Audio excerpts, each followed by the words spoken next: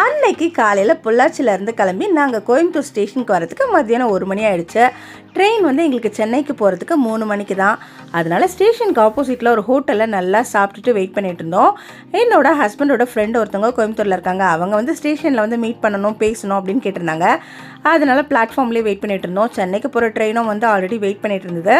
பிள்ளைங்களை ஏறி உள்ள ட்ரெயினில் உட்காருங்கம்மான்னு சொன்னால், ஆஹா நீங்கள் வந்தால் தான் நாங்கள் போவோம், ட்ரெயின் மூவ் ஆகிடுச்சுன்னா என்ன பண்ணுறது அப்படின்னு சொல்லிட்டு எங்கள் கூட உட்காந்துட்டு இருந்தாங்க. என்னோடய ஹஸ்பண்ட் இவங்கக்கிட்ட ஃபோனில் பேசினாலே மணிக்கணக்காக பேசுவாங்க. இப்போ பல வருஷத்துக்கு அப்புறம் நேரில் மீட் பண்ணிட்டாங்களா, சொல்லவே வேணாம். அவ்வளோதான், பழைய கதை புது கதைன்னு எல்லா கதையும் பேச ஆரம்பிச்சிட்டாங்க.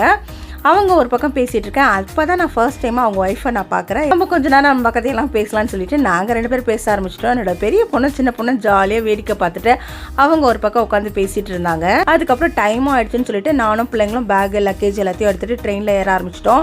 ஹஸ்பண்ட் கிட்ட கை காட்டிகிட்டே இருக்கேன். எடுக்க போகிறாங்க, அனௌன்ஸ் பண்ணிட்டாங்க, வாங்க வாங்கன்னு. அப்போ தான் வேணும்னு ரொம்ப மும்முரமாக பேசிகிட்டு இருந்தார். அவ்வளோ நேரம் என் பிள்ளைங்க தான் பயந்துட்டு இருந்தாங்க, ட்ரெயின் மூவ் ஆகிடுச்சுன்னா அப்படின்னு சொல்லிட்டு. இப்போ அந்த பயம் எனக்குமே வந்துடுச்சு. அவங்க பாட்டு பேசிகிட்டே இருக்காங்க, அனௌன்ஸும் பண்ணிட்டாங்க, ட்ரெயின் எடுக்க டைமும் ஆகிடுச்சு. இவர் வேறு வரவே மாட்டுறாரு, நம்ம 3 பேர் மட்டும் போகிற மாதிரி ஆகிடுமோ அப்படின்ற பயம்லாம் எனக்கு வர ஆரம்பிச்சிருச்சு. ஸ்டேஷனில் இருந்தால் எல்லாருமே ட்ரெயினில் ஏறிட்டு இருப்பாங்க போல இருக்குது. ஸ்டேஷனே வெறிச்சோடி காலியாக இருந்துச்சு. ஆனால் இவர் மட்டும் அந்த இடத்த விட்டு நவர்ற மாதிரியே இல்லை. இப்போ வரீங்களா இல்லையா, கையை பிடிச்சி இழுக்காத குறையா, கழுத்தை பிடிச்சி தள்ளாத குறையா பிள்ளைங்களும் நானும் எப்படியும் அவரை கூட்டிகிட்டு வந்தோம். அவர் சீட்டில் உட்காந்து பேசின பேச்சுக்கு தண்ணி வேணும்னு சொல்லிட்டு தண்ணி குடிக்க ஆரம்பிச்சாருங்க. அவ்வளோதான், ட்ரெயின் மூவ் ஆக ஆரம்பிச்சு. ஜஸ்ட்டு மிஸ்ஸே இல்லைன்னா ஒரு ட்ரெயினை மிஸ் பண்ணி தான் இருப்பார். 4 நாள் டூர் பிளான் பண்ணி பொள்ளாச்சிக்கு போய் நல்லா 4 இடத்த சுற்றி பார்த்துட்டு அன்னைக்கு ரிட்டன் வீட்டுக்கு கிளம்பலான்னு கிளம்பியிருந்தோம்.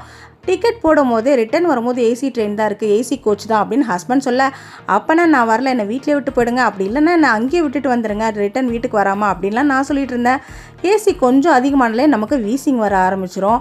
ஆனால் டைம் ஆக கொஞ்சம் கூலிங் கம்மி பண்ணிடுவாங்கன்னு எப்படியோ சமாளித்து என்னை அன்றைக்கி கூட்டிகிட்டு வந்துட்டார். ஆனால் டைம் ஆக தான் கூலிங் ரொம்பவே அதிகமாக இருந்துச்சு, சமாளிக்கவே முடியல. நான் என்னெல்லாம் சேஸ்டப் பண்ணேன் அப்படின்னு சொல்லிட்டு இதுக்கு அடுத்த வீடியோலலாம் பார்க்கலாம். நாங்கள் கோயம்புத்தூரில் ஏறினதுனால அந்த கம்பார்ட்மெண்ட் ஃபுல்லாகவே காலியாக தான் இருந்துச்சு. எங்கள் 4 பேருக்கு 4 மூலையில் சீட் கொடுத்துருந்தாங்க. ஆனால் எல்லா சீட்டுமே நம்ம சீட்டுன்ற மாதிரி நாங்கள் ஜாலியாக உட்காந்துட்டு இருந்தோம். அடுத்த ஸ்டேஷன் வந்ததுக்கப்புறம் யார்கிட்ட கேட்டு ஒன்றா உட்காந்துக்கலாம் அப்படின்னு நினச்சோம். அடுத்த ஸ்டேஷன் வந்ததுக்கப்புறம் என்ன ஆச்சு அப்படின்றத இதுக்கு அடுத்த வீடியோவில் பார்க்கலாம். இந்த வீடியோ உங்களுக்கு பிடிச்சிருந்தா லைக் பண்ணிக்கோங்க. இப்போ தான் ஃபர்ஸ்ட் டைம் நீங்கள் என்னோட சேனலை பார்க்குறீங்கன்னா மறக்காமல் சப்ஸ்கிரைப் பண்ணிக்கோங்க. தேங்க்ஸ் ஃபார் வாட்சிங். பாய்.